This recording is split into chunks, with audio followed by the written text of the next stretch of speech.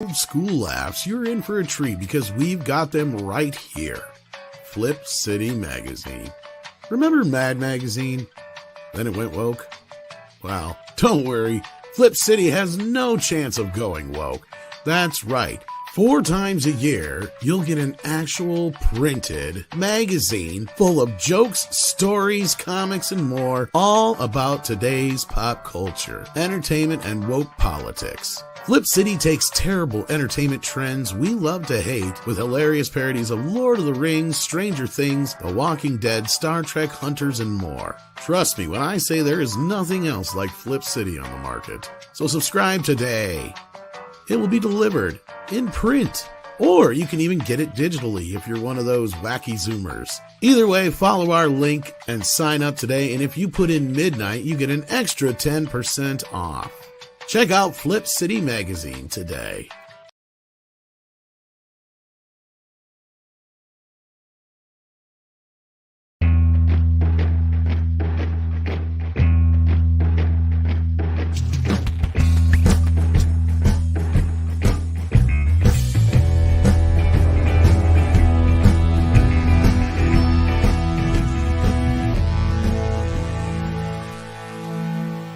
Good Monday morning. Welcome to Midnight's Edge in the morning. I am Tom Connors. We have with us Andre. How you doing?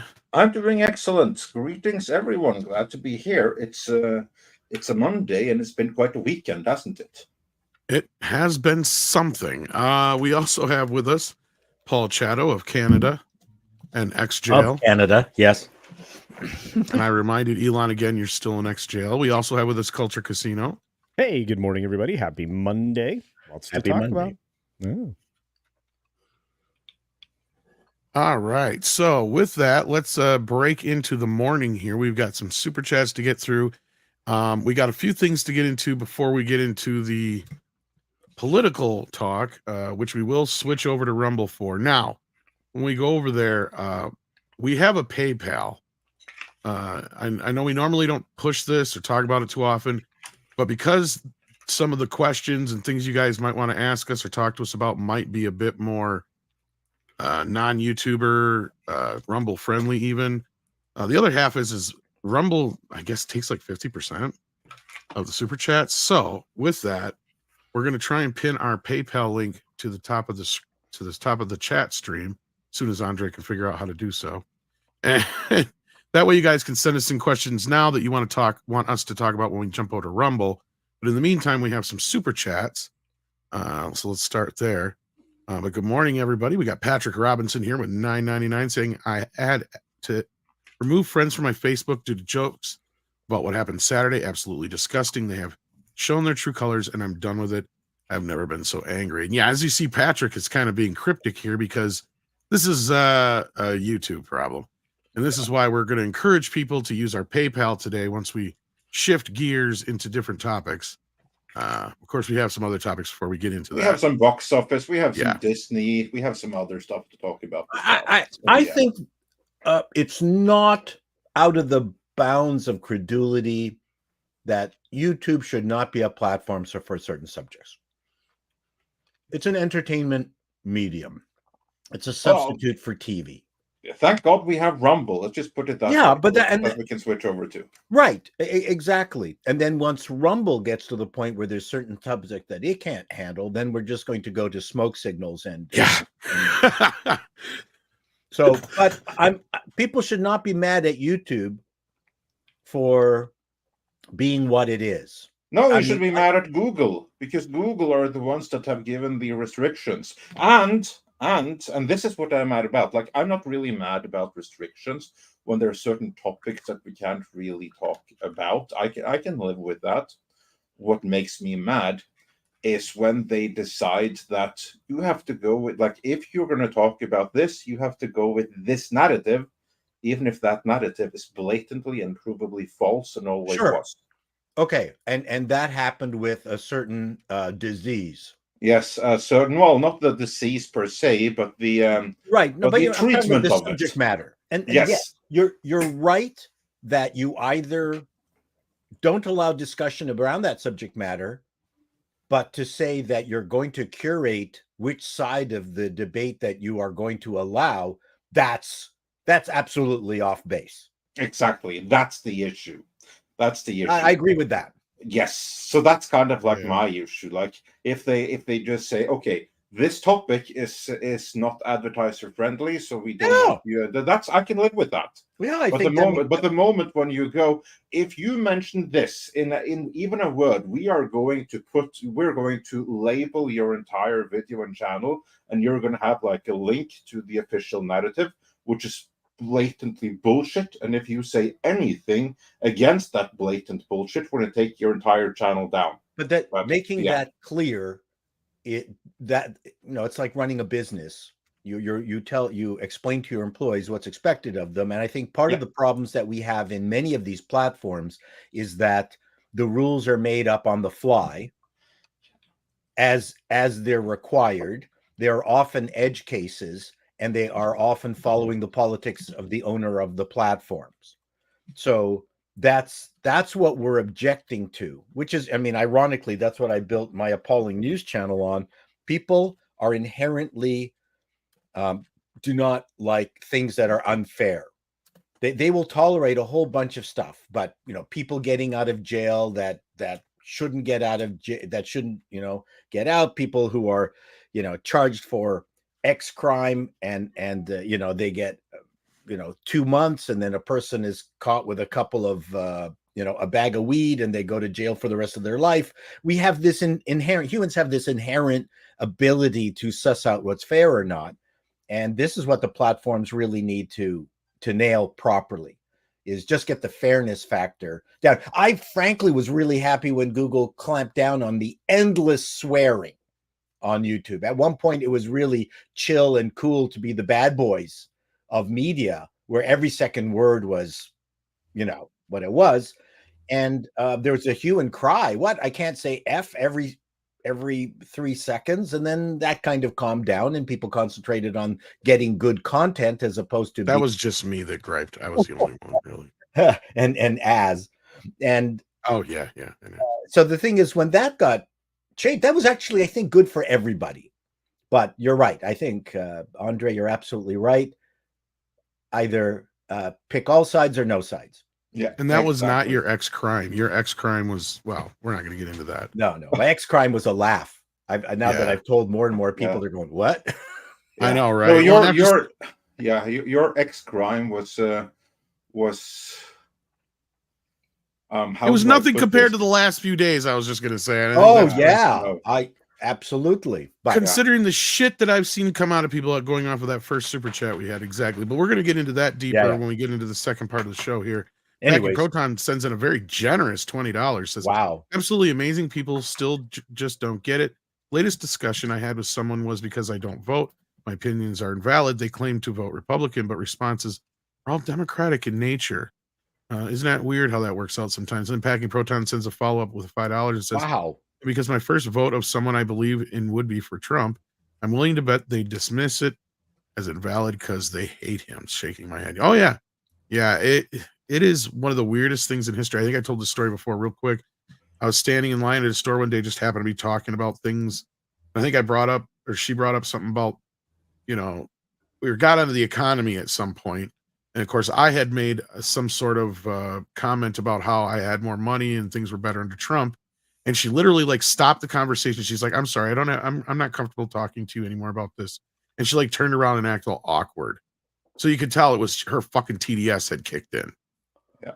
Well, I tell Canadians that if you look at the stats, Canadians had a better economy under non-protective Republican presidents, which universally Canadians have hated. I point out to them, the Canadian economy has always been better under Republican presidents. And that's just a fact. And they just don't want to hear that. Yeah, no, because I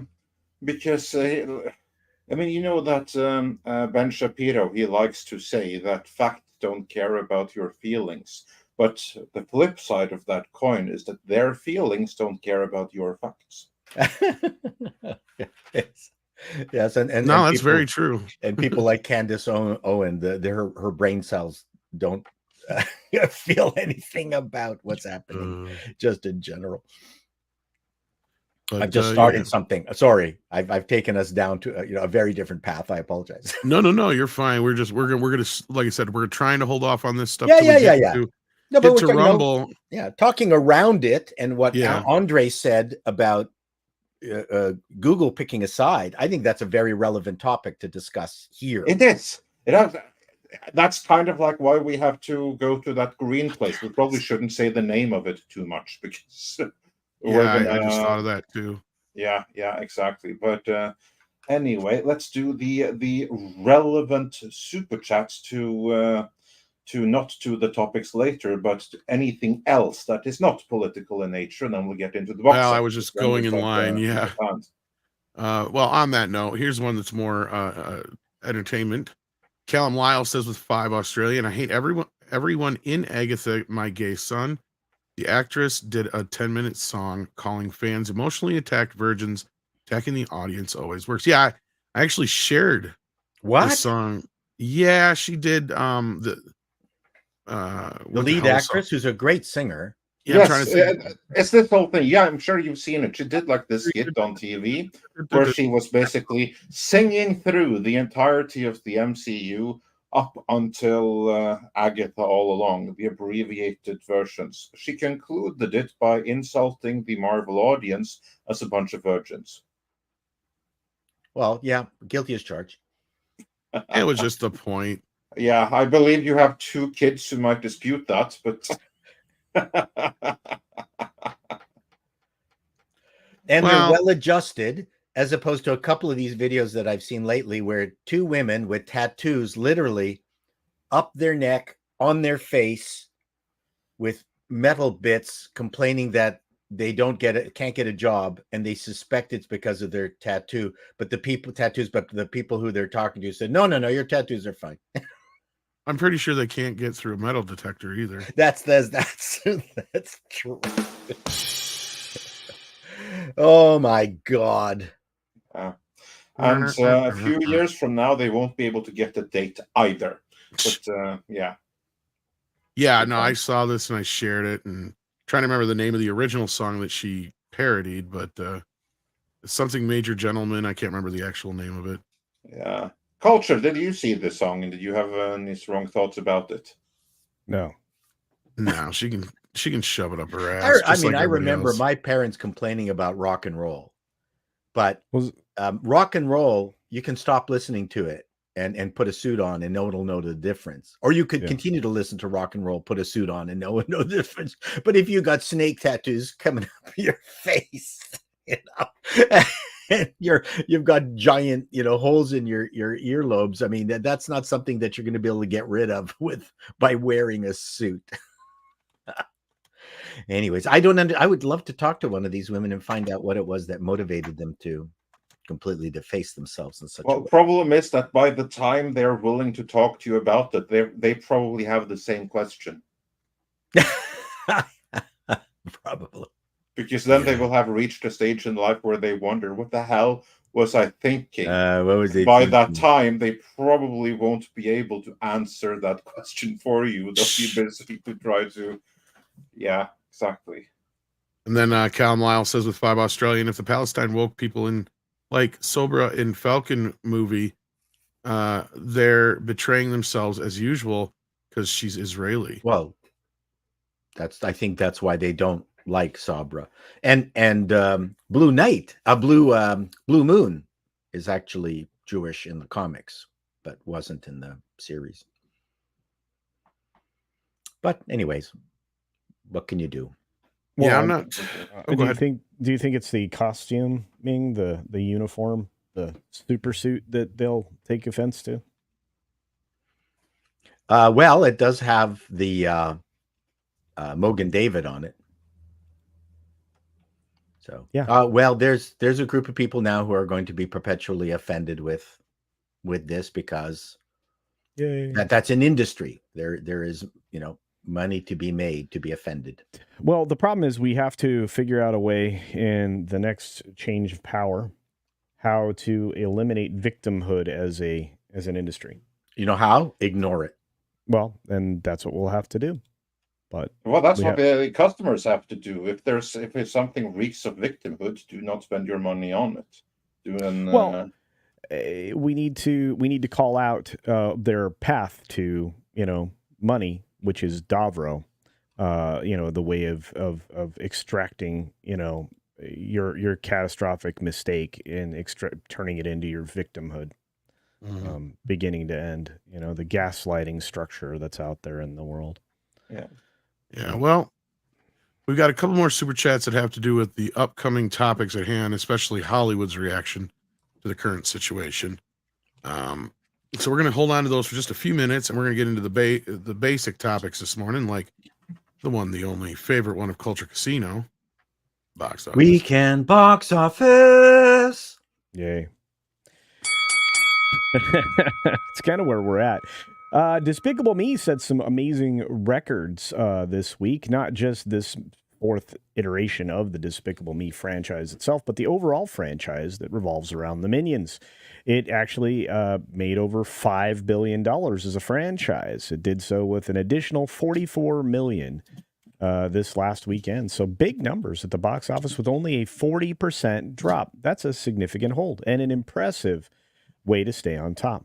You have, of course, Long Legs coming out of Neon. This is the best performance they have ever had with a film during its premiere, its opening weekend, at $22.6 million. It's supposed to be very unique in its presentation. I am going to see it later today.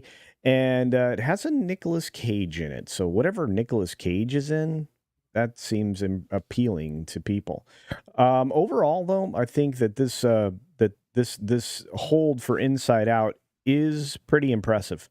It has now gone through most of its entirety, or in fact, it has gone through its entire existence at over $20 million a week. The overall numbers there are more than a little bit impressive. I have to say, I have a feeling that this one may not only get to the Barbie numbers, but may surpass them. Take a deep dive in here very quickly and look at Inside Out. Oh yeah, it'll pass the Barbie numbers. Yeah, I think we're already darn well near there. And that $1.3 billion, that's big money. That's in that what do you call it? The post Super Mario Brothers, right? So this film's doing rather well. And, a lot of people have really enjoyed it. And, it didn't have a lot of garbage in it. So people liked that. Quiet Place is hanging in there. This was a decent performance this week, $11.5 million. So staying afloat. Right now, worldwide box office over 220. This thing made money and then some. And it will continue to. Not as much and I think it's proof that you put a good actress in. It doesn't matter whether she's black or white. Lupita is a really good performer and a beautiful woman.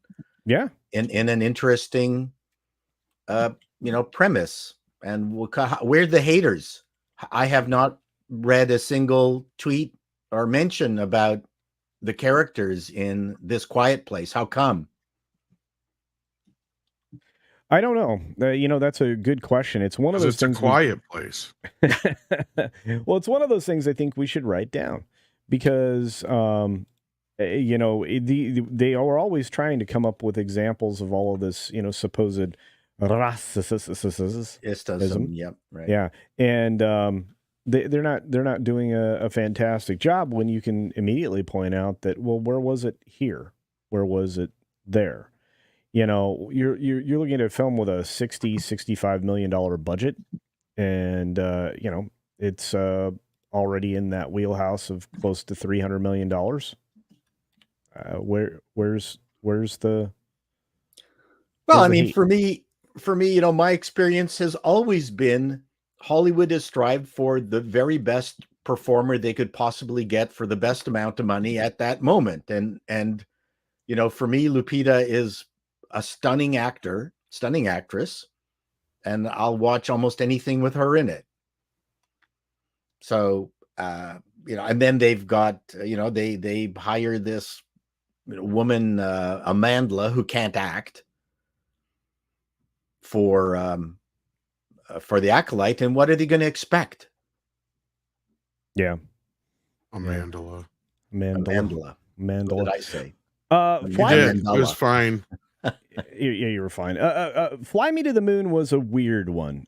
They were expecting a pretty decent performance here, and it kind of Did they disappointed. sing Among the Stars? No, not at all. This was the conspiracy. Yeah. Movie, you know, and at 10 million, it rather disappointed many. Yeah, I'm not giving them my money. Yeah. Who was the director on this one? This was that 19 one million. that what's his face was directed. Who directed this? This is yeah, they were just talking about this. I'm trying to remember. See if we can get a look at that. It doesn't seem to be showing up here. I'll look it up. I don't need to support movies that perpetuate the notion that the moon landing was fake. Oh, that's right. Greg Berlanti directed this. I was trying to remember. I knew somebody did. Oh wow! Yeah. So this is like straight to CW. Kind Well, of, yeah. I mean, you know, primarily, I think this was aimed for the streaming market. I mean, It's an Apple movie. Yeah. So I think it's just that's what it's oriented around. 132-minute runtime, so it's over 2 hours to try to tell this tale. And I guess the romantic aspect of it is the more interesting part. You know, not even the can we fake this thing. So I don't know. I mean, it's not, you know, it's not like it got a big weekend, and it opened mostly at the same time everywhere, with the exception of opening early in South Africa. do not buy this crap that Kubrick filmed the moon landing. It's the biggest bunch of hooey I've ever heard. Because if Kubrick filmed the moon landing, it would have looked more realistic. Yeah, that's true. Well, I think it would have taken twice as long. But anyway, and the soundtrack would have been a hell of a lot better. True. Bad Boys is hanging in there. And it's not on streaming yet, too, which is kind of surprising that Disney or Sony's holding out this long for it, but they're giving it a shot. Well, and Horizon, because of its poor performance, basically delayed the release of the next chapter many more weeks. So it's just not doing well. I want to look at the overall gross with you. Well, the funny thing is it's almost right now. The word is it might be indefinitely and/or going straight to streaming. It may need to, because the funny thing is just before they made this big announcement, I had been hearing rumors that it was going to be coming on. The first chapter was going to be coming on streaming already. And it's like, that doesn't make any sense if you're not going to release the second movie already. Who cares at that point? If you're pushing off the second film, you're pushing it out of people's minds. And yes, I get it. You're going to get a little bit more audience at home on video on demand, but that audience now is just going to go, why the hell would I go spend money at a theater when I can just wait and see it on streaming? I watched part one on streaming or on video on demand. It's just, I don't understand why they're dumping it on demand already. I thought it was playing all right in certain theaters in certain areas. Well, okay, so we can definitely talk about disappointments, but I have one. The Lion King. The reissue came out in 1,300 theaters and did $1 million. You want to know why? Because they did zero advertising for it. That's why. Yeah. I mean, obviously it's pushing the worldwide box office up over, its numbers. But this is another re-release for Disney that, as we scroll down, disappointed. Well, that is... I'm kind of surprised. Yeah, sorry. Go ahead, Andre. Yeah. Well, that doesn't look good for their live-action Lion King sequel coming out later this year. But Culture, any final words on the box office before we move on a little bit here? Not really. I would say that Kingdom of the Planet of the Apes just can't seem to go away. Still pulling in a lot of money. And it's on VOD already. Yeah. So I would just say overall, I think with another strong hold for Despicable Me 4, I think we'll be ending up doing very well with that film. I want to take one final look at so what the box office is so far without all the numbers in today. We're looking at well over $400 million. So wow. I suspect that this is going to continue to climb, and it doesn't get a 4-quadrant competitor anytime soon. The only thing that's coming up is Deadpool and Wolverine. Yeah. Well, I swear there was something opening this weekend, but it's not. Nothing I would see as competition. I'm trying to remember what it was. Yeah, but it must not been that big of a deal. Why would Disney release The Lion King without any kind of marketing? I don't know. And I knew it was coming because I remember telling people for the anniversary, and we were going to keep an eye on it because, like, Culture and I were, I think, hoping to show that this would show up. That people would go see these movies in theater. Well, I think it's reflective of how they botched their 100th anniversary. Oh yeah, where that entire year should have been one re-release after another, and it should have been marketed. Beauty and the Beast is coming out in July. Lion King is going to be reissued in August. I mean, this it should have been like this massive tsunami of like I would have even have done Son of Flubber. I mean, the original. I would have just made this joyous historical release of a wide range of stuff. Haley Mills, the old Haley Mills movies, the Kurt Russell movies. I mean, it could have been so much fun. You could have had no Disney idea days. how to have fun. You could have had Disney days. Disney days as well. Absolutely. Like every Wednesday or something like that. Like you said, that's when you have like the Parent Trap and stuff like that during the week. Absolutely. Then you can pull in the older crowd. And then that's what I said. You could have released 2 of their major animated films in a month, remastered. And then, throughout the following months, you're just pumping out the Blu-rays of those remasters, make them worth something again. Because here's why I think The Lion King didn't do so well, guys. I think The Lion King didn't do so well because they've destroyed what vault films they had because they don't have any inherent value anymore. Kids nowadays don't hold the Disney films to the same standard and values that we did growing up, right? Because we knew if we didn't catch Pinocchio now, we weren't going to get to see it again for 7 years. Bambi, Cinderella, all those. So that made them inherently more valuable, especially as a child. Yeah. When you're like, Mom, we don't go see 101 Dalmatians, I'm not going to see it again till I'm an adult. Right? Yeah. You're like, and then they actually meant something. And we knew the movies. It was almost like an osmosis of sorts. Oz Jesus. And, it was weird. I just was born knowing all the Disney movies. I remember when they reissued Gone with the Wind, and my mom hadn't seen it in 30 years or 40 years or whatever. And oh my God, it was huge in Toronto because they made it into an event. And I just don't understand. Like, Disney could be printing money by just marketing this stuff in a way that a company that understands marketing would market it. Like, I don't get it. It's not hard. It is if your marketing department is completely inept. Of course. I mean, it's hard for them. I mean, it's not hard for you because you know what you're talking about. I mean, if Disney had fired every single person in their marketing department and hired you instead, and hired you, I would have done a great job. Team, and you'd, like, for instance, hired me, so you could sit back while I take the lead. We turn things around in, well, we can't change the project, but we'd certainly help a little bit. So certainly with some re-releases, we'd make bank on that. Well, that's the first thing I would do was take every single one of the original Disney animated films off of Disney Plus and say, this is it. This is the last time you're going to get to see them for a while. Yeah, I think that makes sense. But then after a few months, yeah, I know. But just at this point, getting to Horizon, do you think Yellowstone heard it in the sense where some people went, well, I've been seeing Costner in a Western. Well, how this is this Yellowstone again, but different? Like, they might not have been able to differentiate the two.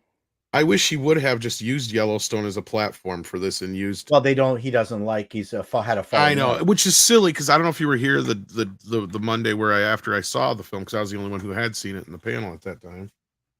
And I'd said it was kind of funky because he has like a bunch of people in the show from Yellowstone. It might as well have been a Yellowstone spinoff, and it fits right in. Right, like it's like, sure, it's not exactly like about one family, so it's a broader story, but I'm just sitting here going, why is this not a Yellowstone film? And he doesn't even show up until an hour into the movie, Kevin Costner himself. So it's like you're waiting and waiting and waiting for Kevin to show up, and then he finally does for the last 2 hours. And then the theater I was in, it was full of, and I said this too, I was probably the youngest person in the theater, even though it was fairly packed, surprisingly. And at the end, as I'm leaving, everybody else is like audibly confused, right? They were talking about what happened there. Is that the end of the film? Because like it goes into this 5+ minute montage, not a trailer, a montage of what's to come, right? And it has no dialogue. It's just music, and it cuts in abruptly.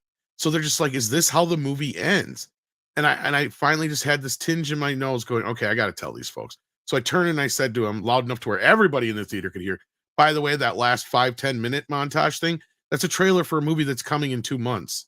I don't know why they didn't tell you that in the movie.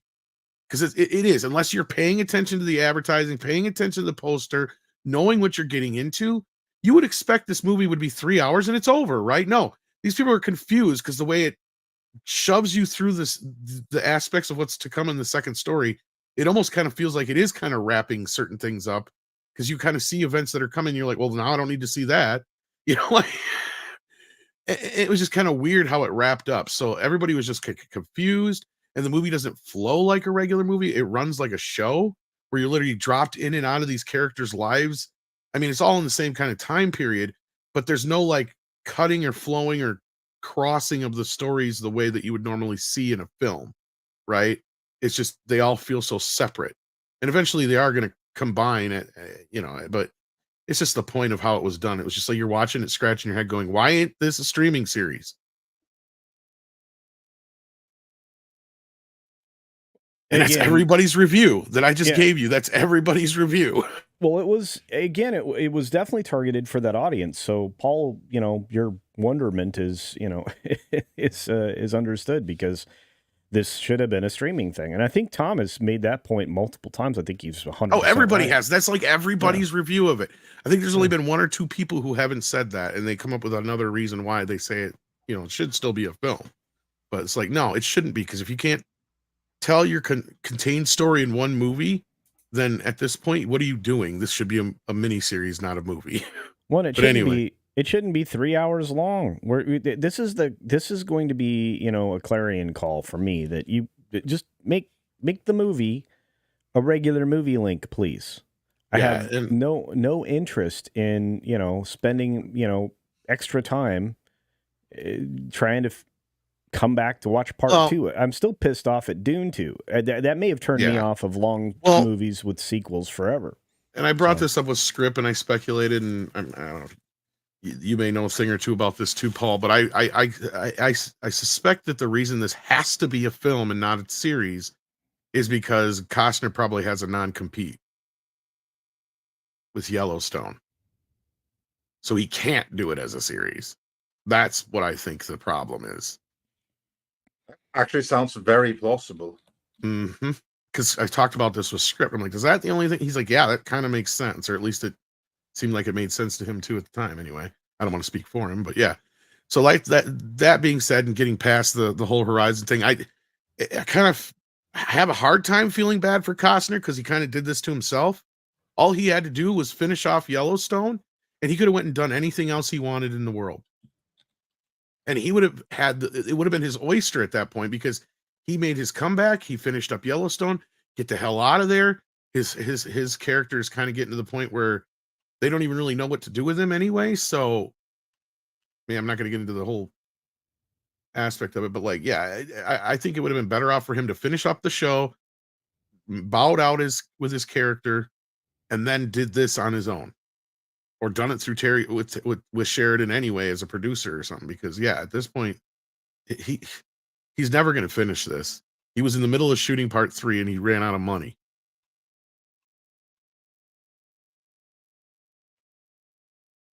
But anyhow, we got other important things to talk about.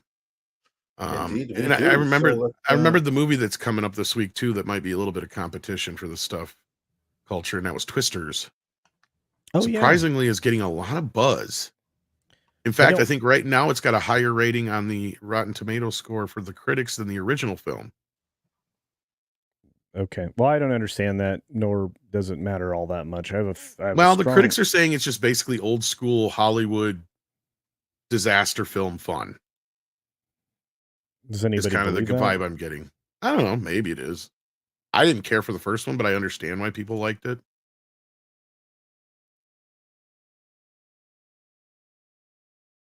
I enjoyed the first movie. Yeah, I mean, it has its moments. We'll see how people are talking about it. Tornado buzz. I think it's because it's easy to digest as well. Sure. That's the other thing. Yeah. But Long Legs is one none of us have talked about. And this was the surprise of the weekend, wasn't it, Culture? Yeah. No, indeed. Long Legs at that number is amazing. Again, it's the biggest film they've ever had on opening weekend. 22.6 million. That's a huge number. At least nowadays. It didn't used to be. But especially for a tiny little studio, Neon, or distributor. So, well, it's getting buzz. Okay. But yeah, the problem is the box office is kind of boring compared to everything else that's going on in the world right now. Yeah. I think that's the bigger problem. Well, can I just say this one last thing?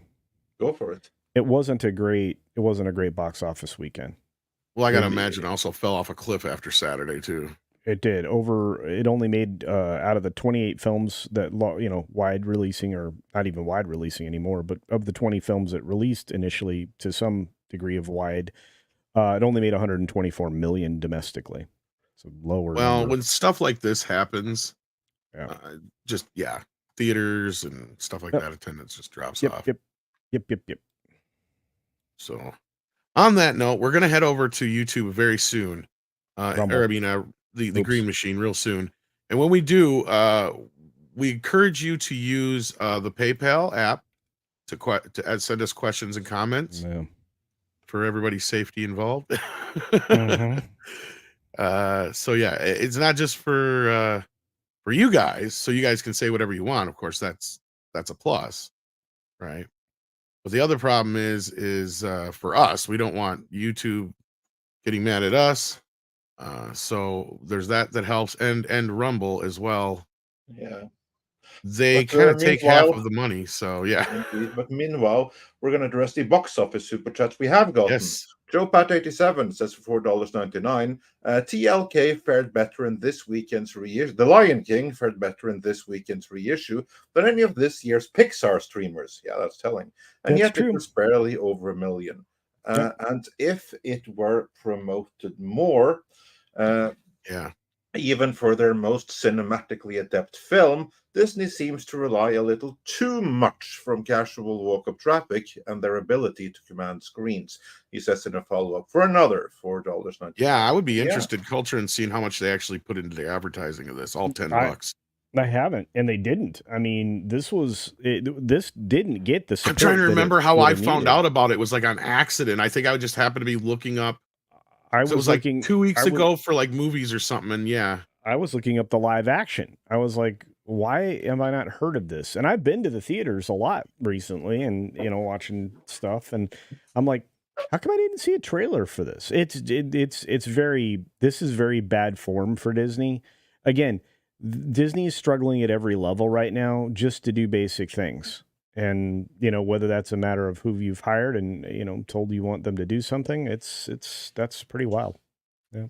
Indeed. And Pilgrim Media says for $2, remember the re-release of Fantasia, which I have been informed that's how you're supposed to pronounce it, and not Fantasia, like I always say, in 1990.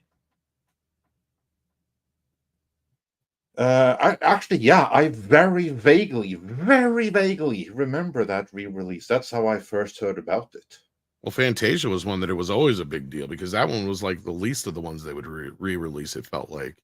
And it always had a big feel, like going to the theater, and there were always tons of people for the re-release. And even the re-release of Fantasia 2000 was...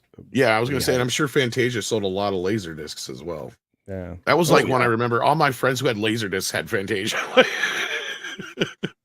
It sounded great and it looked phenomenal. I mean, what do you Well, yeah, it was a reference disc, exactly. Yeah. When your friends come over, like, check this out, and you blow their eardrums away and their eye sockets out with the laser disc. Yeah, they would sit there. Remember those old TDK commercials where you'd be sitting back and all of a sudden it'd be like, yeah, basically. Otherwise, the only other big story, did anybody else have anything else to say about the box office at all? No, not really. So let us move on a little bit so we get to the main story. Yeah, because we do have some Rumble things to do. And again, we reiterate, we have a PayPal link that we're encouraging people to use today so that way we don't have to deal with any of the nonsense And you guys can say all you want, and then we can respond however we want when we get to the green machine. It'll just be easier for everybody that way. Plus, you can say more for less. So look at that. We're giving you a deal. Indeed. Yeah. But for now, let's move on to Yes. Baldwin. Well, real quickly, because this kind of came and went last week because other things got in the way. But I don't know how many of you guys, if you guys were following the events in the courtroom at all. It was a very short trial. Lasted only 2.5 days, roughly. Culture, I don't know how closely you had followed it. But it was an interesting turn of events when the case was thrown out with prejudice. Yeah. And now today we're learning that the prosecutor has been disbarred. So yeah, a very strange turn of events. I don't know how much you followed of this, but what it boiled down to, and this is the best I can explain it in as quick as possible, is there was some evidence that was brought in and processed under a different code than the case number, sorry, not code, different case number than the ones that were meant to be for the trial. And this was even brought up during Gutierrez's trial as well, but her lawyer decided not to bring it in. But what it boiled down to is there is a third party now that's being, how do I put this? Not so much accused, but bringing in a bit of, it does actually, how do I word this without getting too nefarious? It does add an element of maybe there was something here that could have been at play that both puts Gutierrez and Alec Baldwin in a different light in this situation. Let me put it to you this way. There is a third party. I'm trying to remember the guy's name. But that's why I'm stumbling a bit here. But he, I guess, was trying to possibly make Gutierrez look bad. So this is something that has been brought to the attention of the court the other day, and the prosecutor herself took the stand and ended up burying the entire case in the process because of this. So at the end of the day, what it boils down to is it doesn't matter whether or not a finger was on the trigger or not. There is an element that does introduce the idea that these bullets could have been mixed in on purpose to make Gutierrez look bad. Is kind of the way it looked. So with that, the case was thrown out. Now, no one knows for sure if this will affect Gutierrez's case because I believe it was the same prosecutor. Culture, remind me if I'm wrong. I don't remember, but I think it will immediately because if they weren't allowed exculpatory evidence, then and if things were retained outside of discovery, there's a real problem here. Almost always that results in something to be dismissed. In this case, it was dismissed with prejudice, which means that the case can't get a fair trial. Yeah, and that's why. Because it's the way that she saw it, the judge saw it, is that Alec couldn't get a fair trial then. Yeah. Which is insane. So, yeah. Which means the cops fucked it up. And the prosecutor fucked it up. Somebody brought in shells later, like just recently, outside of, so a lot of things were so slow play. Okay, so my understanding to that and I'm sorry if I get this wrong. No, go. The reason those were being presented was this person that was being accused claimed that their bullets didn't look anything like the ones that Gutierrez had brought on set. And the prosecutor, I think, decided that they didn't. And then the judge herself had looked at the images and she's like, oh no, they're the same. And this is what also his defense was arguing as well. And that was the whole thing, is if they had known about these bullets and this whole situation, they would have prepared the entire trial differently, right? Like that's the whole point there. And that then there was like 3, I think, points of the what act? I can't remember the name of it now. I'm so sorry. Yeah, it was originally evidence though for Gutierrez and the reason I don't know how it's going to affect her case is because her attorneys decided not to use it. So that was the thing. Because the prosecutor did say on the stand that it would have actually helped in her case against Gutierrez. So it wouldn't have helped Gutierrez's case according to, but I don't trust anything that the prosecutor said. Because the prosecutor clearly had a bias. Brady. Thank you, Mikey. Where are you today when I need you? The Brady legal opinion. Yeah, why aren't you in here? Yeah. Tom's brain is breaking because all I can think about is the other stuff right now. So with that, Andre, Culture, Paul, anybody got anything to say about Mr. Baldwin? Because he's free as a bird. I think that whatever you feel about the man, I think that a lot of people don't have very high thoughts about the man. When it comes to matters like this, you just have to leave your personal bias outside and let the courts do their job. And in this case, when it's a matter of he was on a movie set, the regular laws for handling weapons don't apply. When you usually handle weapons, you're supposed to open it, make sure that it's empty, all of that kind of stuff. You do that on a movie set, director's going to go cut, because then the armorer has to go back, check it, make sure everything is fine, hand it back to the actor. Then the regular laws kick in again. He's now supposed to check it. Director says cut, because you're not supposed to do that on a movie set. And you are trapped in an eternal loop, which only means that either you can't film a movie with weapons, or the regular weapons laws don't apply on a movie set, and you have to trust the armor. Given that's the case, this is the only correct verdict. The other big thing with this is for people to keep in mind, because I actually have a friend who's in law enforcement in New Mexico. So I contacted him and talked to him a little bit about this. And of course, you and I, Andre, had a conversation with somebody we're not going to mention who worked in the industry who actually knows Gutierrez's dad. And some other people that I had talked to on the side as well. And we had Script Doctor on here who worked in prop department. So he gave his 2 cents on the matter too. And a lot of what he said lined up with what we had heard, if you remember correctly, Andre. So going into this, my understanding is the only reason Baldwin was on trial pretty much here is because it happened in New Mexico, because it is one of the only states that has the law that does not the way it's written, it does not observe the law the same way every other state does as far as how the rules of a set go. So at the end of the day, had it happened in almost any other state, Baldwin probably wouldn't have never even come up on any sort of charges. And of course, this I would cite like the Crow situation for that, even though one was, blanks and the other was an actual bullet.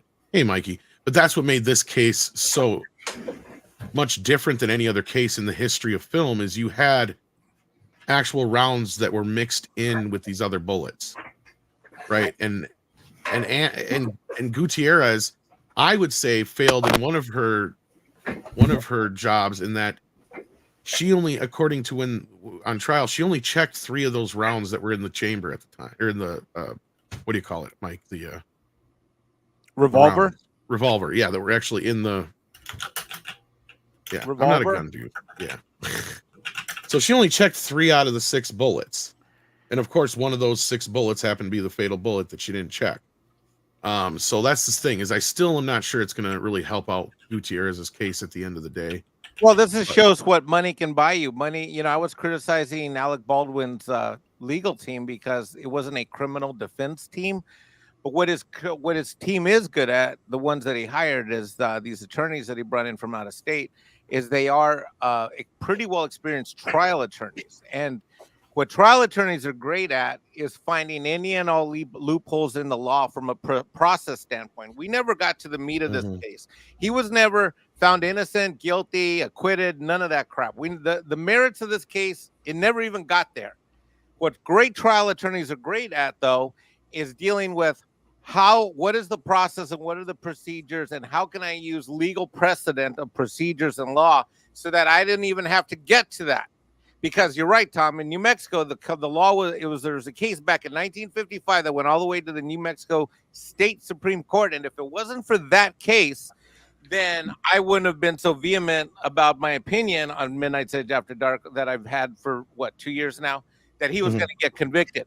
Because had this gone to trial on the merits, he would have gotten convicted. Now, would he have got any jail time? Probably not, because involuntary manslaughter is only 18 months, so he probably would have gotten that waived. He probably would have gotten some probation, maybe would have done 3 days. yada, yada, yada. But he would have been found guilty because that Supreme Court case specifically does two things. Number one, it does not allow for any discretionary purpose nor geographic, meaning there's no safe zone for filming. There's no, hey, he's in this role and it's okay. The law literally says it doesn't matter who loaded it.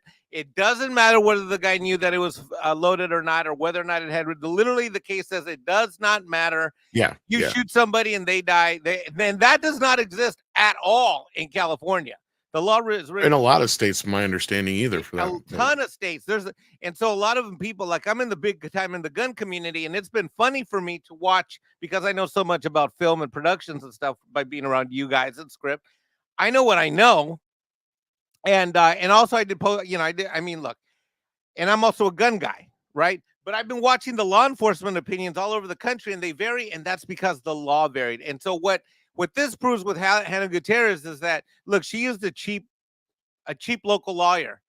Alec Baldwin, this shows what money buys you, and all the millions of dollars he spent on this firm was worth it, because what these attorneys did is they had enough of, hold on, let me finish. They had enough of a team so that they could both prepare for a legitimate defense if it got to trial, which it was going to trial, as well as have someone that went through things procedurally. And what happened was that this was discovered literally right before the trial. And that's why your assessment is 100% on point, because what happened is the prosecution and the defense were preparing for one thing, and then this whole thing came up, and it was all of the stuff that you saw, the prosecutor that went on the stand. And by the way, the co-prosecutor resigned that morning. And the lady that was left, which was the contract one, she's the one that went up on the stand. So no, these guys. I'm going to go with the assessment where I think they re-brought this to trial against Alec Baldwin because I think he was misguided. I mean, they clearly broke. There's no reason to have not given the prosecution access to this evidence. None. The reason I think is pretty clear is because it probably would have helped Alec's case. That's correct. Yeah. And that's the problem here. And here's where I see a lot of people. And that's not right. That's not fair. It's not. Right. I can hate Alec Baldwin all day and night for killing her and having the finger on the trigger. And as a gun guy, I hate this motherfucker, this mofo. But that's just not right from a prejudicial standpoint. It's not right. I've heard a lot of people, or seen a lot of people, heard a lot of people say, "Oh, he paid certain people off. He did this. He did that." I got to tell you guys, after talking to the guy in New Mexico and all this other stuff, my buddy and stuff, there's no fucking way. This is going to destroy so many fucking careers. This looked so bad for New Mexico. You guys have no idea how much money we spent on this trial. Yeah. How this is supposed to bolster and make them look, and it basically turned into a huge fucking embarrassment. Right. And frankly, if you look at his reaction when the case was thrown out, that is not the reaction of, look, I can't stand Alec Baldwin politically and for other reasons, but that is not the reaction of a guy who paid someone off and expected to get off. So first of all, he didn't do it on purpose. Right. You could put this down as an accident, a tragic accident. Why was he charged at all? Involuntary manslaughter. I get it. Yeah. As Mikey was pointing out, it's a unique law that's only in a few states, and New Mexico happens to be one of them. Involuntary manslaughter is all over the country, but but the gun factor, I mean, within involuntary manslaughter, Hey, Paul, let me ask you a question. If you come to my house and I shoot you, and it was an accident, have I not committed involuntary manslaughter? Yeah. Okay. Did I mean to do it? No, but I still did it.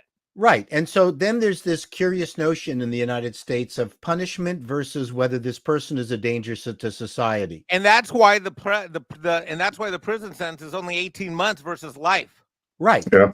There's another aspect to this as well. Murder, it's not premeditated. Yeah. It's not malicious intent. It's not even I was drinking and high off of cocaine and I wanted to shoot you in a rage. Right. It's an accident, which is why it's 18 months instead of life. Which to a certain degree makes sense. Yeah, indeed. And there's also another side here, because the person who is ultimately responsible for there being a live bullet in the barrel of a gun is not Alec Baldwin, but the armorer of the movie. So Alec Baldwin wearing the hat of an actor couldn't really help that. But here's the other side. Alec Baldwin wearing the hat of a producer hired that armorer. See, and that's where I couldn't believe they weren't going after him that way, because that was where I was scratching my head from the start. Now the prosecution screwed up that entire the judge threw it out because the prosecution did a crappy job of making Andre's case. Yeah. But if now we're heading into John Landis territory. Again, it kind of is. I'm glad you brought that up, because it's very similar to that. What state did that occur in? I believe. What state did that occur in? I'm trying to remember. I think that was Georgia or something like that. At all. No, it wasn't America. It was outside of the U.S. Yeah. Oh, was it? Okay. Well, in the Gutierrez trial, it was in Valencia, California. I was going to say, I thought it was in America. My point is, it wasn't in New Mexico, where a 1955 law exists at the Supreme Court that doesn't distinguish between movie sets or not. Right. See, and that's the thing. No one listens to me on this channel because I'm Mexican. No one listens. Okay, we listen to you, Mikey. But then my question is, do prosecutors use a ridiculous law in a pernicious way for what do you call it, attacking purposes, as opposed to going, well, I mean, we've got this stupid law, we have to, as prosecutors, prosecute against it whether we agree with it or not? I don't know if I understand what you just asked me. Well, I mean, a state has an out-of-date law that probably should have been not neutralized, but I mean coordinated with other states, that they're all kind of the same, but they haven't. So does the prosecutor have no choice but to prosecute based on an out-of-date law? Every prosecutor has points. Every prosecutor in every county in every state has the ability to do whatever the hell they want in that county, and they have that complete and total discretion. Which is why you get these wacko leftist Soros-funded DAs that don't do horse shit when it comes to, a bunch of people taking over a Walgreens or an Apple store, a bunch of social leftist communists that do shit, and no laws get enforced. There's a great amount of discretion that's granted. Yeah, well, listen, don't talk to me about laws not being enforced here in Canada. Well, I don't know. You're from Canada. You should be an expert in laws. Laws not being enforced all over the place. I mean, we've had massive home invasions here in Toronto, and the judges have put everybody on bail. Oh, wait. Can I come steal your minivan? Be my guest. When I come down, I'll just take the key. No, but if I steal it here, then you can prosecute me, because down here we got real law enforcement. Okay, fine. You'll end up taking my house. You'll take the swimming pool. You'll take Bambino. You'll take my elf collection. My wife would be happy with Bambino. Bambino can't wait to see you. I know it. Well, on that note, I don't know how much more we can really say about this. You did great. But, in the other, Seth Kenney was the name of the individual I was trying to remember before.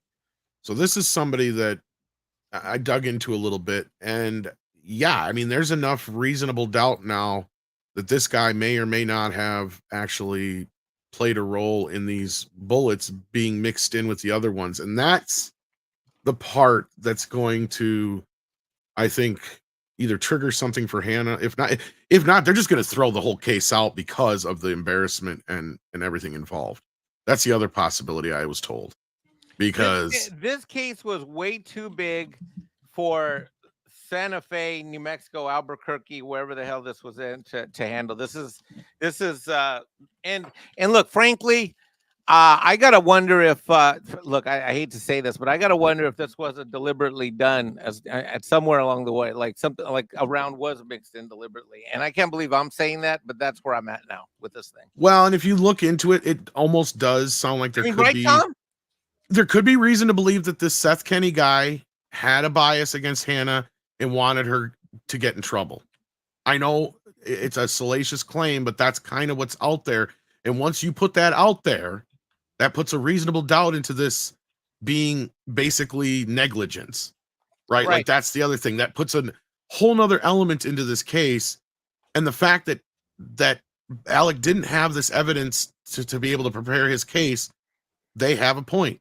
And it is, Look, you guys got to put yourselves in his shoes in the situation too, right? You would want to be able to defend yourself with everything you got, right? So regardless of whether or not you agree with it or not, it's one of those situations where New Mexico fucked up, and I don't think there's any payoffs. I don't think there was any bribing or anything like that along the way, because this is such an embarrassment for them. This was such a big deal. Somebody or a few people thought they were going to make their career off of this, and it didn't work. In fact, it blew up in their faces. Yeah. And that's basically the way I see it here, considering the way it's gone down. And I don't know if we're done hearing about this. Like I said, Hannah's case may come up again. I'm sure she's going to try to do some sort of, I mean, she already had an appeal, I believe, but at this point, she'll probably motion for it to get tossed, or her lawyers would think, I would think. But anyway, moving on, we've got more important things to discuss, and we're actually going to switch over to the other channel here soon. So yeah, Andre, we're going to finish up these bits and pieces we got here, and we're going to do that, right? But as we're doing that, to let you guys know, since the Green Machine likes to take so much of the money, and it's a lot easier for you guys to say whatever you want and ask us whatever you want and have a longer conversation with us, we do have the PayPal link pinned at the top of this stream, and we're going to start addressing those once we head over there. But to start with, let's see here what we got. So on the Alec Baldwin point, Sean Aricale, if I'm saying that right, I'm sorry if I'm not. Aricale, maybe, sends in 5, says, the big thing I always come back to is gun safety is strict in film theater, as talent always had to check the gun the moment it was handed over. Yeah, and look, I hate making this excuse for Baldwin, but this was kind of part of what his defense was, is as an actor, not as a producer, not as anything else on the set, as an actor, he needs to be able to come in and not have to worry about that gun, because that's not his job, right? He needs to be able to be in the moment. And that's kind of the point they were making with some of that stuff, even though it was going to go nowhere at the end of the day. But that's exactly right. Yeah. That's exactly right. And the thing is, you know, if you're producing, writing, and directing, I don't think people realize just what a burden that is. That's an insane burden. But he cheaped out on the gun expert. Well, and that's what I wonder if that's true anymore. See, because I mean, I'm not saying she was qualified from the stuff I heard, but if there's another person there who's trying to make her look bad, I mean, that's kind of nefarious to me. But no, at the end of the day, I see a lot of people still saying Alec was reckless. Alec was reckless. How was he reckless if he had no idea that there would be for you to be able to say that, there would have to be a real bullet he'd have to know in the gun and treat it that way. Let's just move on from the merits of the case, because we're going to be there for an hour, because then I'll get back in and I'll get hot and I'll argue with you for an hour as to why the merits of the case where he should have been convicted, but we didn't even get that far, and that's what we're reporting on. We never even get to the merits of the case. Anyway, Knee Pain sends in $10. Hail Knee Pain. Actors won't even open their own water bottles. They expect everyone to do everything for them. As a Marine, it's not an excuse. Everyone should check their weapon. Industry needs to change. I get what you're saying, but here's the thing also. When he calls that, he can't do it. That's exactly right. Because the moment he does that, the moment he checks the weapon, the director yells cut. They have to reset the entire stage. The armored has to go back and check the weapon and hand it back to him. Then he checks it again, because that's what he's supposed to do. Director yells cut, because he's not supposed to do that. They have to reset the entire stage. Armored has to go back and check the weapon, hand it back to him, which he's not allowed to open. And every time he does, they have to cut, reset, armor has to recheck. This is the thing. You can argue that the industry needs to change. But as it is right now, the industry is such that the actor isn't allowed to inspect the weapon. He is supposed to trust that the armorer has done that. And the moment the actor does something to the weapon other than what has been instructed, they have to cut, reset everything. So he can't do that now. So this is the issue. You can argue that they have to change it going forward, but retroactively, they would never have been able to progress. You can't film with Now, weapons if you're like supposed Mikey to do that said, right now. there was other things and questions and concerns that we could have gotten to had the trial gone on, and we have no idea how those things would have weighed in. But yes, there's the question of why was it loaded during a rehearsal? Were they going to go right from rehearsal to shooting? We never got the chance to find out. And there was video of this entire thing, so we would have gotten to see that too, right? But it was not Alec who had anything to do with that. It was the prosecutors are fucked up here. So and they have been changing things in the industry actually. I've seen a lot more films that are using the fake guns now with the Well, a lot changed after Landis's escapade. Well, yeah, that too. Well, and again, and this is probably the best thing I can say about this whole trial is to remind people that it has been over 30 years since this has happened. And the fact that there is a possible element of a third party introducing these bullets on purpose makes me stress that even more, right? So gun safety on sets has been pretty damn good for the last 30 plus years, right? So most people have done their jobs to this point. Let's not, jump down the throat of Hollywood over a big mistake that happened over a rushed set. And it could possibly have been a nefarious action involved to make that happen. Like even with the crap that was going down on that set, it may not have ever happened had these other bullets not been introduced to the mix. And that's the clear problem we have here. Culture Casino's fault. It probably is. Satan's Retribution sends in $14, says, think Warner Brothers will do more Middle Earth films, not Lord of the Rings. Well, I mean, I guess you mean like films that take place outside of the time of the Ring Wars or whatever you want to call it. I'm trying to think of the specific name of that era. Well, basically means will they do something in that universe that's not related to the rings, I should imagine. Well, it's certainly in the realm of possibility. Yeah. I don't see why not, as long as their next few things take off. As long as they have the name recognition of Peter Jackson and some other legacy things to connect it to it, why wouldn't they? Because they're going to connect it to Peter Jackson's Lord of the Rings as much as possible. But if they have that connection through other means, for instance, Peter Jackson directing or something, they don't need to tie it to the rings. Like, for instance, if they have the rights to the Silmarillion, which I believe, why not do the Silmarillion? Well, and I think that's kind of what Satan's Retribution is asking here. And if they can, they will probably. Yeah, I think is the best answer. And as long as the next few things are successful. Sean Irakel sends in another $5. Oh, did we get this one already? No, I don't think we did. So I think this is another one. It says, the big thing I always come back to is gun safety is strict at film. Oh yeah, we did read this one. I was gonna say, I thought we did. And then Packing Proton says, on a lighter topic, how much money would it take to get Mike to do a charity stream to watch Elf season 1 to go with Lauren's Acolyte stream? Oh, that's a good question. So how much money is it going to take? Wow. $1? That's it? That's not a lot. $2. $2. That's all? That's all? Wow. $2 per episode. Oh, $2 per episode? Okay. Okay, well, it's and $10 for the very special episode. I'm not watching that crap. I saw enough of it when I was a kid. It's created trauma that lingers with me to this day. I mean, how a guy my age, middle-aged man like me, is still suffering trauma from that horse shit is unacceptable. And there's no way I'm going to revisit that trauma. I know how to solve the trauma. I'm sure Paul knows. Yeah. Yeah, just say something that will get you banned. My Acolyte adventure started with one of my subscribers saying, here's $10, review the Acolyte. And I went, well, okay, I got to. Now that trend has continued, and someone has just paid me to review Agatha. You know what I would do it for? Andre, if you actually think there's money in this, I would do it for you and Tom.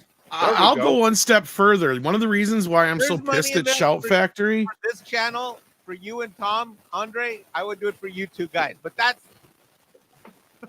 I'll tell you what, Mike, now that you banged your desk, you fucked your mic up. But that being said, one of the main reasons I'm so pissed at Shout Factory has less to do with the fact that they blocked me from their website, because I can still find ways to get the shit I want, right? You know that. Problem I have is we probably sold more Elf box sets than anybody else, because nobody else was talking about it. That's where this all stems from, guys. If you may not remember, the day we found out that Mikey doesn't like Elf was the breaking news that Shout Factory got the rights to the complete Elf things, and we pushed it. I bet you $5 we sold more of those box sets than anybody else. I received. Is my mic still working or not? Yeah, it's still fuzzy. You might have to come in and out. It's fuzzy, but it's kind of there, yeah. I'll be right back. He's gotten, I think, like 3 of them in the mail, is what he was about to say. Yeah, 4. I've given 4 away now? 3. I got 4 in the mail. I kept 1, and I've given 3 to family, to cousins, Wow. and nephews, and nieces. I got 4 of these damn things. So we've sold at least 5 with the one I bought. But as Mike exits and tries to come back in and fix his mic, then you might have to refresh completely. Now try it. Better? I can't hear you at all. No? There we go. Now All you're right. back. Okay. So on that note, we're going to start heading over to the Green Machine. Marty McFly said, Andre, tell us about the press coverage in the situation. How's the press over there? Certainly. I was actually pleasantly surprised by the Norwegian press on this matter, because the big thing with the American press was that the establishment news, they didn't call it what it was. They were very quick to say, oh, Trump fell off stage and had to be rushed off by security guards, and loud but mostly peaceful protests at Trump rally and that kind of stuff, right? Let's put it this way. If this would have been back in the day, they'd have been like, loud bang disturbs theater during play as the president falls. Kind of. So that was the American press. Whereas the Norwegian press, they were very quick on the ball, and they labeled it right away as what it was: assassination attempt. And I actually have some select headlines and stuff to share with you all right here. We can begin with Nettavisen, which is kind of like the online newspaper. This is the biggest one, and this is just like a selection of the headlines, the most recent one. The most recent here is the most fresh news that's breaking even in America. The judge in Florida is rejecting the document case against Trump. And then you have rise in cryptocurrency. There's an editorial about disinformation and conspiracy theories rising. And here they're talking about stuff like, for instance, that the whole thing was staged, that Biden set it up. But they don't necessarily say that this is all fake. They say we do not know the answer. Some of these things may be dead, or may be true. And I recur, because I was just seeing the next thing here. Next is a quote from Trump saying that he was supposed to have been dead, and it was divine interference that he is not. You have other commentants and stuff like that. So basically, it's been, on the whole, it's been very Balanced, neutral, I would say. Oh yeah, here's the fun thing. Here you also have some other people. Here they talk about the criticism against Secret Service and the DEI and how the ladies on the team kind of botched it. And here, this is a fun one. Remember last week when Biden was at the NATO summit and he was talking about, oh, I was effing your wife. At least it sounded like it. Well, the guy he said that to is the head of NATO, which would be the Norwegian former PM, Jens Stoltenberg, who was shocked by the shooting. So you have this kind of comment. You have, now just going back in time here, then you have some other interesting headlines and editorials. I'm going to share a couple of those right now, because there are some recurring themes here, which I believe you are going to be seeing more of as we go forward, because I think they're just pretty good at seeing what is going on. Here's an editorial from Dagbladet, which is a left-wing Norwegian paper, and what it says right here is basically, is he the assailant or the savior? And this is now something that is starting to take on religious undertones, because here they're commenting on Trump apparently having found God after this being shot, and he has said that he is I know. rewriting his speech for the RNC because he now just wants unification both in America and with the world. So they're now asking, after this, could Trump be the savior of the entire world? And they're not saying that this is rubbish. They're genuinely asking the question, is he going to be the tyrant that we have been threatened with? Or could he genuinely be all our savior? You will also have another commentary that says something similar here, which is about what they think is going to happen at the RNC, that he is going to be presented as a biblical character, that this is now something that is going to go beyond the mere politics, because so many are saying that this was divine intervention, since it was literally millimeters from him being dead and alive. It's so not even that's so kind much of the gist of the comment. I just want to add one final thing. No, sorry. Yeah, and the final thing about the Norwegian press here is what there's many of them are neutral in their commentary, with one exception. They do repeat the lies from the DNC. They say that he's a threat to democracy, and they have bought that whole thing hook, line, and sinker. So yeah, that's the Norwegian coverage. Indeed. So yeah, like we're gonna switch over here in just a few minutes so we can actually get to talk about more of this stuff.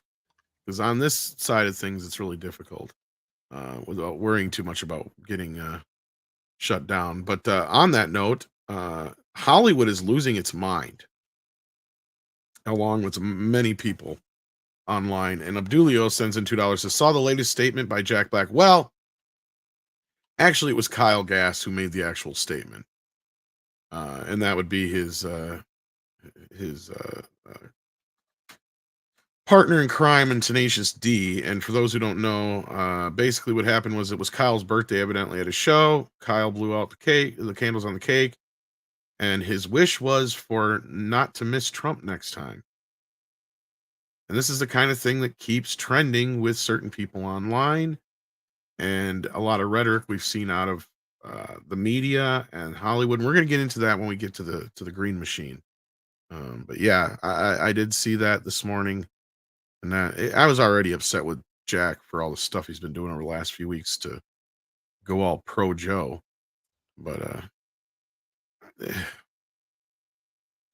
me tell you, we've seen the true colors of a lot of people over the last few days. Wouldn't you guys say? Well, the TTS runs deep. Well, I've thoroughly enjoyed watching Tom go from when I first heard him online, knowing that he was a independent / somewhat Democrat, to now, Andre, I'm putting together a care package for Tom, and it's going to include some Trump shower curtains. Well, it's going to have to fight with my Jaws shower curtain, and that ain't going to win. Jaws is not going to help you, and Jaws is not going to fix this economy. And I don't care. I'm sitting here going... Listening to you talk, you know what? This is like, there's something that you said a couple times that I've heard around the country, and even from Max's mom last 4th of July, which is this. And it's true with me too. We made more money under Trump. My kid's mom did, in COVID, out of COVID, before COVID, and so did I. I mean, it's interesting. These are interesting times, but I'll be welcome. I've got your shower curtains ready.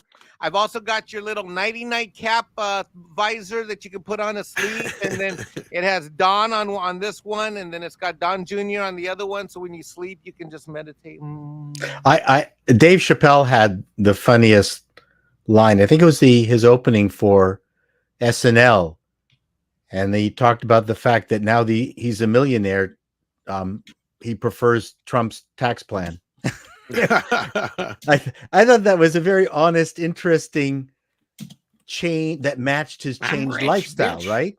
The reality is the reality when the reality is, right? I mean, it will change you. You could be very, very progressive and pro-tax and everything else, but then if you suddenly hit that tax bracket and find that you're saving, hundreds of millions of dollars based on someone who you hated before, you kind of go, well, money talks. I thought that was an amazing bit in his, and the audience was kind of iffy on it too, because they went, oh, but that doesn't kind of fit our our progressive projection on you as a black man. You as a black man have to behave a certain way, like you as a Mexican, right? Yeah. As you as Mexican Iron Man, you have got to toe the progressive line, man. I did for a long time, and then this past year I realized that all these progressive liberal Democrats hate all my Jewish friends, and that's unacceptable. Well, they do. Well, let's get through these super chats so we can actually discuss this more in depth, and that way some folks who may not want to be in on the political stuff, they don't have to worry too much about it. But we are going to head over to the green machine here after we finish up these super chats. Packing Proton sends in 5 and says voice actors as a whole are a disappointment. Mark Hamill, Jack Black, Rob Paulson, they all think the same thing. Very few I still respect. Well, it's not just voice actors, Packing Proton. It's all of Hollywood that have bought into this crap for the most part. Lord Trinan sends in a member chat for 39 months. Holy crap. Thank you for that. It says they need to change their narrative, but I don't know how. Jack Black is too weak for them to boost. Only card they had was to demonize DJT. Now they have no cards left. This is so crazy. Well, it'll get crazier before the years are done. Let me tell you. This is actually very, very true, because when you look at the entire, at least from my perspective, the entire platform of the Democrat Party, their one and only sales pitch is that you must vote for us because otherwise democracy dies. There's literally not one word about what they will do for anyone that's better. Literally, vote us or else. And this is their one and only pitch. Yeah. And then Hillis Mallory sends in a member chat for 39 months as well. Thank you so much. Says, just let you know, Tom McDonald came out with a song a day after Trump rally. You missed is a #1 on iTunes. Oh, I didn't hear this one yet. I have to check this one out. There you go. And then Packing Proton sends in a $2 donation for the Elf Marathon. I might wear him down. I'll keep trying. Connor Dorian brings up the Twisters does come out this weekend. Yep, we did bring that up during the box office. At the very tail end there. Pun not intended, but if you want to use it, go for it. So yeah, it will be interesting to see how that movie plays out. I've been hearing positive reviews about it, so we'll see. Anti-Derivative Jill is in the house. How you been? Sends in a super sticker. Thank you for that. Let me see if I can see what it is. It is a. Let's see here. Anti-Derivative Jill. Where'd it go? Oh well, I don't have it there, so I'll have to look at it in the other spot. Sorry about this. It is a unicorn. Well, thank you so very much for the unicorn. We appreciate that, Anti-Derivative Jill. Hopefully you're doing well. And then with that, we got that one already. So we've got this one left, and this actually sends us over to the Grumble machine. Joel Rees says for his 35-month member chat, Ephesians 6:11, put on full armor of God so that you can take your stand against the devil's schemes. The first shot was fired at 6:11 p.m. Erie.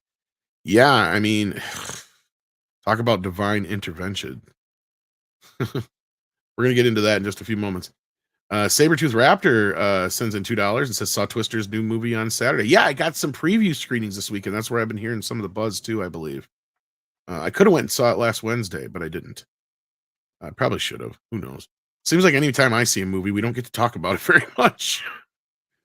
But with that, we are going to talk some more over on the Green Machine. So head on over there, guys. If you'd like to get in a question or a comment, the best way to do it is through PayPal, because that way you're not limited. You don't have to worry about anything, anybody taking any of the money and stuff like that. So check us out over there on that side of things. We're going to head over there right now, Andre, correct?